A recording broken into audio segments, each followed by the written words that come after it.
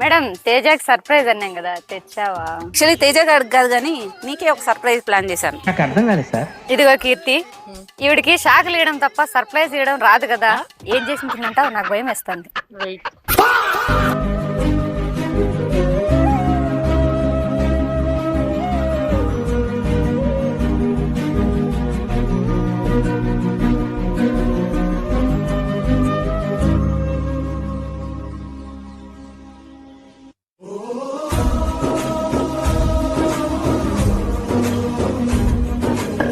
బాగుంది కదా నా బిడ్డకి సర్ప్రైజ్. మేడం బాగా ఇచ్చింది కదా.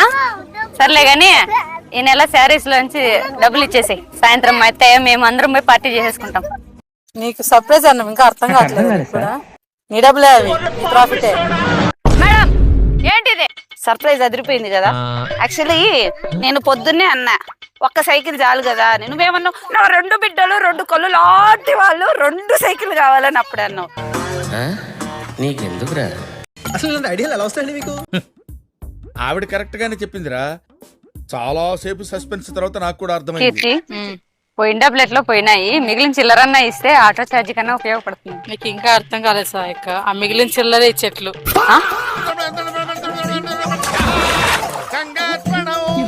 నేను మోసం చేశానురా.